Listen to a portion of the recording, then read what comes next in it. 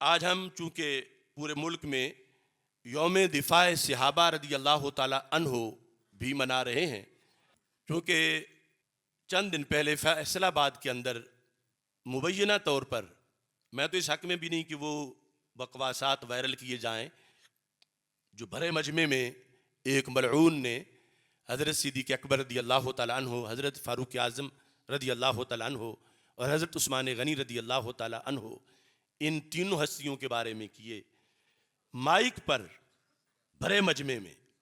تو اس بنیاد پر آج یوم دفاع صحابہ ہم منا رہے ہیں، لیکن مقام بڑا مقام افسوس ہے. یہ حرکتیں ملک میں یعنی اس ایک دو ہفتے کے اندر کئی جگہ پہ ہوئی ہیں، اور ایک خاص فرقہ وہ تو اپنی مجلسوں میں معاذ اللہ روزانہ یہ کام کرتے ہیں، اور ہمیں 35 سال ہو گئے ہیں ان کے بارے میں، ان کے جو حملے ہیں اور ان کی جو وارداتیں ہیں اور ان کو روکنے کا جو طریقہ ہے یہ بیان کرتے ہوئے، اور اس پاداش میں ہمیں جو قیمت ادا کرنی پڑی وہ بھی کی، اور مقصد چونکہ بڑا ہے لہذا اس کے مقابلے میں چونکہ ہمارے اکابرین نے کہا تھا کہ وقت آئے گا کہ صحابہ کے دفاع کے لیے تمہیں یوں قربانی دینی پڑے گی جس طرح حضرت بلال رضی اللہ تعالیٰ عنہ کو توحید پر دینی پڑی تھی. اب وہ وقت ہے. تو اس ملعون کو مجمع میں ہی گرفتار کر لیا گیا، لیکن صرف گرفتاری کافی نہیں، ایسوں کو پھندے پہ چڑھایا جائے. آپ سارے اس بات کی تصدیق کرتے ہیں؟ اس ملعون کو پھندے پہ اور بہت سے ایسے جو دندناتے پھر رہے ہیں، ان کی کوئی ایف آئی آر نہیں کاٹ رہا کہ دباؤ ہے. تھانے میں ایف آئی آر نہیں کٹتی کہ اوپر سے فون آ جاتا ہے، نیچے سے فون آ جاتا ہے. تو اس بنیاد پر اہل سنت کو اپنا فریضہ سر انجام دینا چاہیے. جس ملک میں ان ہستیوں کو گالی دی جا رہی ہو تو ہمارے جینے کا پھر کیا جواز بنتا ہے؟ اور اس کے کئی اسباب ہیں. یہ رفتہ رفتہ ایسی صورتحال بنی ہے، ہمارے روکتے روکتے بنی ہے، اور ہمارے کچھ اپنے لوگ ان کے ساتھ جا ملے ہیں. میں نے اکیلے اذان دی اس مسئلہ فدق پر جس پر حضرت صدیق اکبر رضی اللہ تعالیٰ عنہ کو ظالم اور غاصب کہا گیا ٹی وی پر. ان کو ظالم اور غاصب کہنے کا مطلب یہ ہوا کہ وہ معاذ اللہ عادل نہیں تھے. تو عادل نہیں تھے تو پھر خلیفہ کیسے ہو سکتے ہیں؟ پھر ان کا جمع کیا قرآن کیسے ہو سکتا ہے؟ پھر تو سب کچھ. اتنے بڑے حملے پر ریکارڈ پہ کسی پیر کا مجھے بیان دکھاؤ، کسی مولوی کا. میں نے 7.5 گھنٹے دلائل دیے تو ان کی ماں مر گئی، لیکن انہوں نے ہمارے لوگوں کی میرے پیچھے لگا دیا. جرم کیا تھا کہ جب دوسرے چپ تھے تو یہ کیوں چپ نہیں رہا؟ اسے کیا مجبوری تھی 7.5 گھنٹے بولنے کی اور کتابوں سے دلائل بیان کرنے کی؟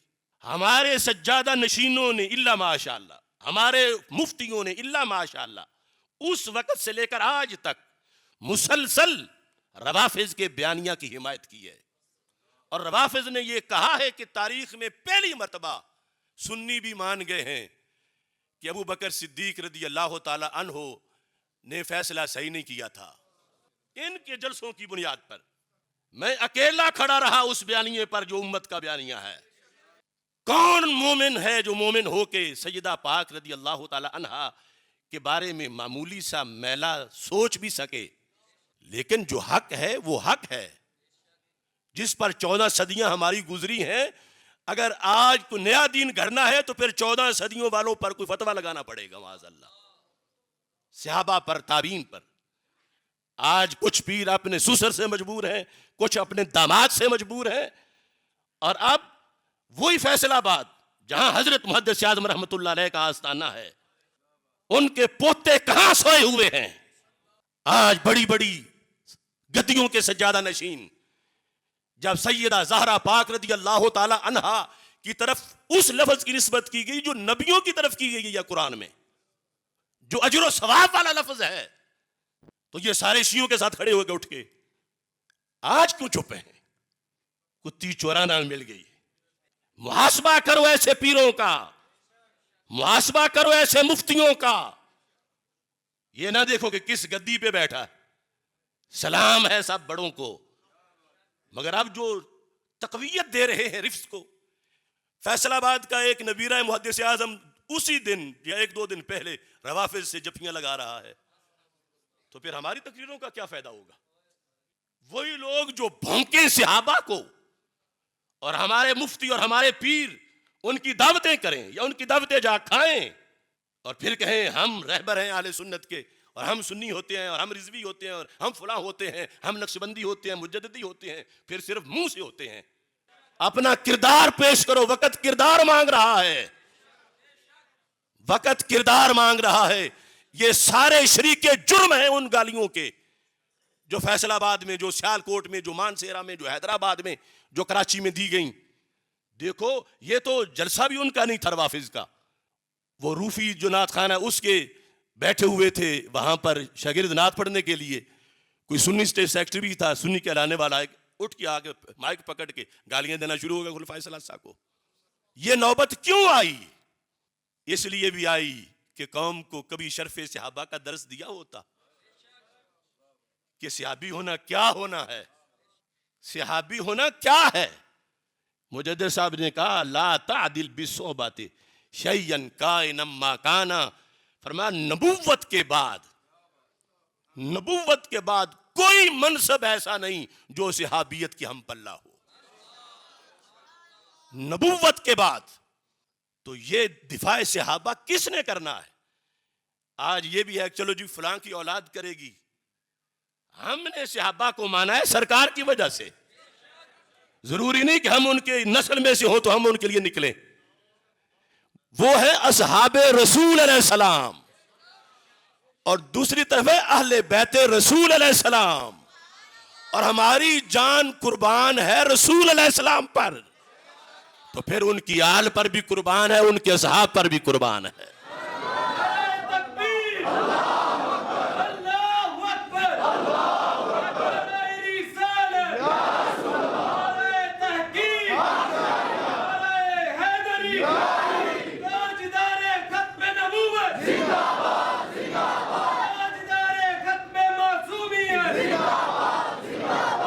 شرف صحبت بتایا نہیں کہ صحابیت کیا ہوتی ہے، اور دوسری طرف اہل بیت اطہار رضی اللہ تعالی عنہم کے بارے میں فتاوی رضویہ شریف میں لکھا ہے کہ روافض نے 3 لاکھ حدیثیں گھڑیں۔ آپ نے باحوالہ وہ لکھا امام احمد رضا بریلوی نے، جن کی وجہ سے ہم رضوی کہلاتے ہیں۔ کتنی گھڑیں؟ کچھ چھوٹی مقدار ہے، یہ 6-7 صدیاں پہلے 3 لاکھ تھیں۔ اب وہ 3 لاکھ جب ان کے ذاکر بیان کرتے ہیں اور ہمارے ان پڑھ خطیب بھی وہاں سے ہڈیاں چوستے ہیں، اور اس میں پہلا نمبر منہاجیوں کا ہے، پھر کہتے ہیں کل منہاجی تھا اب رافضی ہو گیا ہے، یاسین کو منہاجی نہ کہو اب رافضی کہو۔ یہ منہاجیت پہلا سٹپ ہے رفض کا۔ ریاض شاہ، عبد القادر شاہ، حسین الدین شاہ، یہ رفض کی طرف جانے والے سٹپ ہیں جو سنی ورکر کو کھینچ کے رافضی بناتے ہیں۔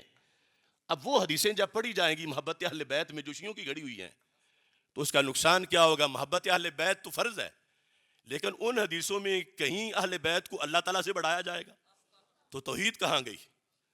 کہیں رسول پاک صلی اللہ علیہ وسلم سے بڑھایا جائے گا تو رسالت کہاں گئی؟ صرف صحابہ سے ہی حضرت صدیق اکبر رضی اللہ تعالی عنہ سے ہی افضل نہیں، اتنی دور تک وہ گھڑی ہوئی حدیثوں میں ہے، اور پھر ادھر یعنی اتنی گستاخیاں لازم آئے جائیں گی، اور ادھر ہم جیسوں پر گستاخی کے فتوے لگیں گے کہ یہ وہ حدیثیں کیوں نہیں پڑھتے، یہ ان کو ایسا کیوں نہیں شان ان کی بیان کرتے، ان کو مروڑ ہے، ان کو بغض ہے۔ اب ہم کیسے وہ کفر بکیں جو انہوں نے لکھے ہوئے ہیں، اور اس ڈر سے بکیں کہ فلاں مرید نہیں ہوگا، فلاں شاگرد نہیں ہوگا، فلاں روٹھ جائے گا۔ تو میں اللہ کے گھر میں بیٹھا ہوں، سارا زمانہ روٹھ جائے، ہم شیعوں کے بکے ہوئے وہ لفظ جو انہوں نے گھڑی ہوئی ہے باتیں، جو ہمارے خطبہ میں سے اس وقت 50 سے 60% وہی کچھ مجموع میں داد لینے کے لیے اور پیسے لینے کے لیے کر رہے ہیں، اور ہمیں تانے ملتے ہیں ان جیسی تم بھی بیان کرو، تو ہمیں پتا ہے کہ وہ بیان کرنے سے کتنے کفریات لازم آتے ہیں۔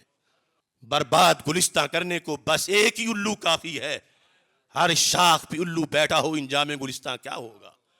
آج بھی وقت ہے، جھنجھوڑو ان پیروں کو، جھنجھوڑو ان خطیبوں کو کہ جنہوں نے رفس کے دروازے کھولے ہیں، تفضیلیت کے دروازے، یہ آگے بڑھتے جاتے ہیں اس طرف، اور آگے پھر یہ گستاخیاں ہیں۔ اصل دین قرآن و سنت میں جو موجود ہے، جو اہل بیت اطہار رضی اللہ تعالی عنہم کی شانیں خود قرآن و سنت میں موجود ہیں، وہ بھی تھوڑی نہیں، بہت بڑی شانیں ہیں، لیکن جو گھڑی ہوئی ہیں وہ تو گھڑی ہوئی ہیں۔ اب سرکار نے فرمایا ہے کہ جس نے گھڑ کے میری طرف منسوب کر دیا کہ یہ سرکار کی حدیث ہے، فَلْيَتَبَوَّأْ مَقْعَدَهُ مِنَ النَّارِ، اسے پھر اپنا ٹھکانہ جہنم میں بنانا چاہیے۔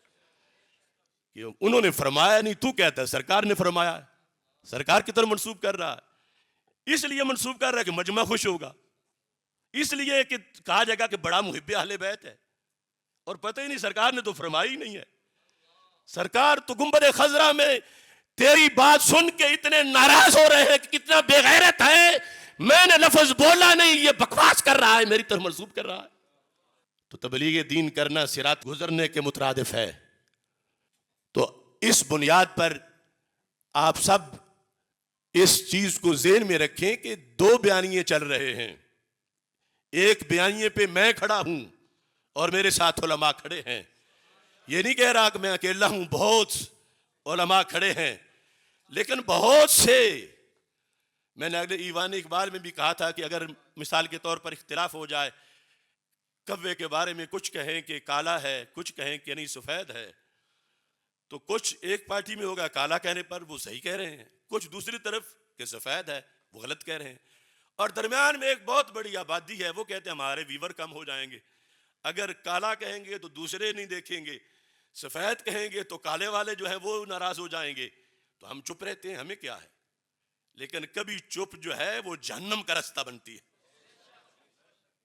یہ میرے نبی علیہ السلام کا فرمان ہے، فرمایا کہ جس وقت بد اعتقادی آ جائے، وَشُتِمَ أَصْحَابِي، اور میرے صحابہ کو گالیاں دی جائیں، فَلْيُظْهِرِ الْعَالِمُ عِلْمَهُ، پھر عالم اپنے علم کو ظاہر کرے۔ کیوں؟ فرمایا اگر اس نے ظاہر نہ کیا فَعَلَيْهِ لَعْنَةُ اللَّهِ وَالْمَلَائِكَةِ وَالنَّاسِ أَجْمَعِينَ، وہی عالم جس کے لیے سمندر کی مچھلیاں بھی دعائیں کرتی ہیں، پھر اس پہ لعنت ہے اللہ کی، فرشتوں کی اور سارے لوگوں کی، کہ صحابہ کو گالیاں بکی جا رہی ہیں، اور یہ مست بیٹھا ہے نذرانے کے لیے کہ نذرانے تھوڑے ہو جائیں گے، یا مرید تھوڑے ہو جائیں گے، یا شاگرد تھوڑے ہو جائیں گے، یا فلاں ناراض ہوگا، فلاں ناراض ہوگا، فلاں ناراض ہوگا، یا ایف آئی آر کٹے گی، یا جیل میں جانا پڑے گا۔